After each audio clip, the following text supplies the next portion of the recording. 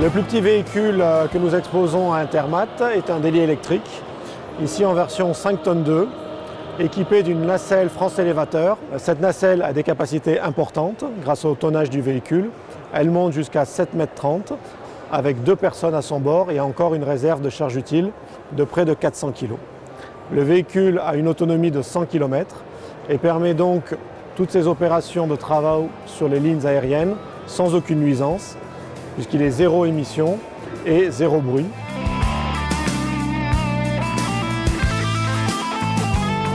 Alors, en montant en taille, nous allons retrouver cet Eurocargo, qui est un véhicule très particulier, puisqu'il s'agit d'un véhicule tout-terrain à monte simple, qui est un véhicule de franchissement, un véhicule qui va travailler dans des terrains très gras, où il va servir à monter des poteaux grâce à sa grue, qui sert de foreuse et également au montage des pylônes. Alors en montant en gamme, on va trouver l'Australis, un véhicule d'approche chantier. Ici une version très particulière puisqu'il s'agit d'un véhicule 6.2, 26 tonnes. Sa particularité c'est qu'il fonctionne au GNV, gaz naturel véhicule, et dans le cas précis même au biométhane, qui est du méthane produit à partir des déchets ménagers qui ont été triés. Il fait partie d'une flotte de 33 véhicules.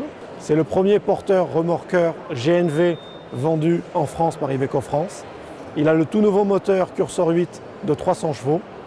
Et il a également une capacité de gaz tout à fait inédite parce qu'en fait, on va lui demander de se substituer à un véhicule diesel de 450 chevaux qui a la particularité de consommer près de 50 litres de gazole au 100. Donc pour tenir et avoir suffisamment d'autonomie dans ces conditions, nous avons sur ce véhicule 1300 litres de réservoir GNV, ici rempli en biométhane pour notre client, le SIDEM de Forbach.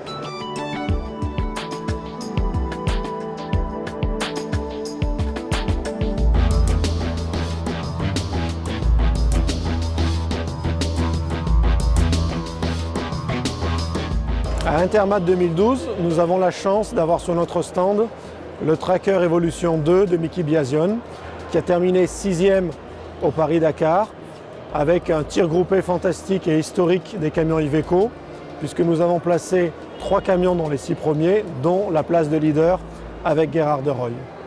Cette magnifique victoire sur le Dakar est rappelée par le Tracker édition spéciale Dakar, qui se trouve juste derrière lui, qui est un tracker version lourde, à châssis 10 mm, tandem de 32 tonnes techniques, donc un produit connu et réputé pour sa très grande résistance, notamment en carrière où on peut le charger jusqu'à 48 tonnes. Et ici avec la couleur et des personnalisations pour rappeler la magnifique victoire d'Iveco au Dakar cette année. Les camions les plus utilisés en chantier sont aujourd'hui les camions 4 essieux 32 tonnes, dont le Tracker est l'un des plus renommés. Le Tracker a un châssis léger, un châssis lourd. Mais pour des clients qui veulent aller encore au-delà, nous avons la gamme Iveco Astra. Donc nous avons en représentant ici le tout nouveau HD9. C'est le véhicule qui fait la liaison entre les véhicules hors route, les dumpers Astra, et le véhicule qui peut encore circuler sur la route quand il est chargé à 32 tonnes, puisqu'il est aux dimensions du code de la route européen.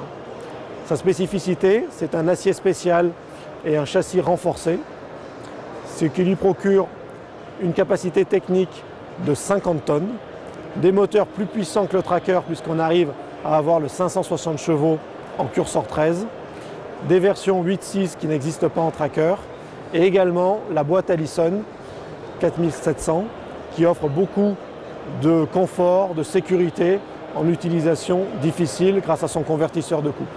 Donc en fait on voit ici un complément de gamme intéressant au Tracker, vers le haut, vers les missions les plus dures et notamment en carrière.